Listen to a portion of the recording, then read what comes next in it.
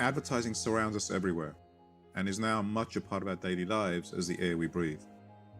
But most of us think it has no real effect on us at all, that we're too smart to be taken in by it, that we can just ignore it, click past it, or block it from working on our minds. But no matter how much we think we can outsmart it, there's no getting around the fact that advertising is the dominant storytelling force of our time. What you just heard deserves a very important flashback. 50 years ago, an international team of researchers was commissioned by the Club of Rome to build a computer simulation of exponential economic and population growth on a finite planet.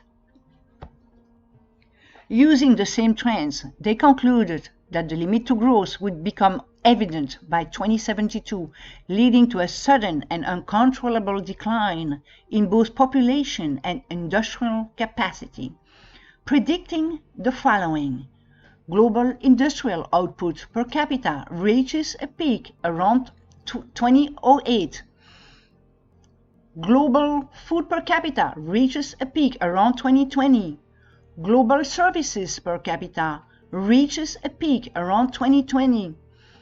Global population reaches a peak in 2030, all of which followed by a rapid decline.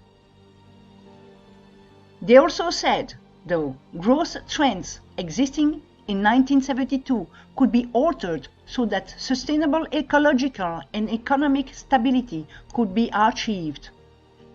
That the sooner the world's people start striving for the second outcome above, the better chance of achieving it.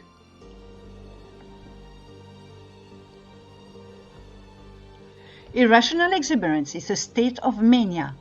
In the stock market, it is when investors are so confident that the price of an asset will keep going up, they lose sight of its underlying value. You cannot forecast a crisis. You can very readily forecast when firms are, or the system as a whole, is significantly underpricing risk. All you have to do is look at yield spreads. You look at it every morning, and you know that they're underpriced. What you cannot do is to forecast when that underpricing of risk will all of a sudden erupt in a crisis. Remember that a financial crisis, by definition, is essentially a discontinuity in asset prices over a short period of time. If indeed that is what is happening, it must mean that the crisis was unanticipated. Society's overconsumption of resources, from the food and clothes we buy to the methods of transportation we choose, is a leading contributor to climate change, says University of Arizona researcher Sabrina Helm. Over the past 100 plus years, more thought, more effort, more creativity, more time, more attention to detail, and more overall money has gone into advertising than any other campaign in human history to mold consciousness. The result has been a non-stop flow of ever more sophisticated, visually stunning, and powerful commercial appeals, expertly crafted stories that tap into our deepest fantasies and desires, and speak to the very core of our emotional lives. Dismissing that corporate nuisance is behind our out-of-whack consumption is definitely a huge bias. We, the consumers, have the power to decide the fate of the planet and force corporations to produce less. And speak to the very core of our emotional lives, telling us over and over again that happiness and satisfaction are linked to consumerism and the consumption of things. So the real questions we have to ask are about the larger cultural impact of the stories of advertising, about how these stories have come to shape our sense of ourselves, our values as a society, and how the consumer mindset that advertising celebrates is feeding an endlessly accelerating cycle of consumption that's literally pushing the planet to the brink of collapse. Being proponents of degrowth as a transition, we also realize that it could imply to resort to some form of universal basic income at 0% interest rates and no new debt insurance, of course. This to keep the economy into a deflating mode until all debts are dissolved. Degrowth as a permanent model could easily be turned into another centralization experiment that would allow a financial body to decide for the people how much they can spend.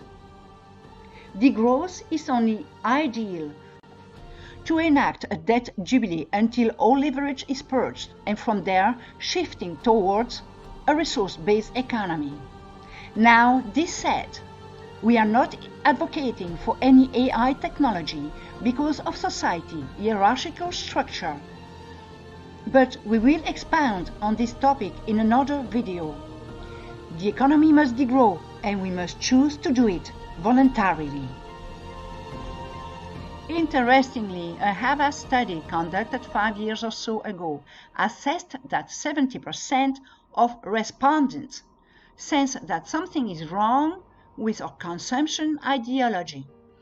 Overconsumption has alienated people so much that those surveyed acknowledge spending to be patriotic, to support the economy of their country.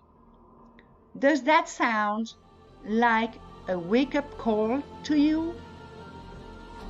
The great upside of that study, though, is that 50% said that they would live happily without most of the items they own, and 65% of respondents also favor a model based on community and collaboration instead, that we would be much better off.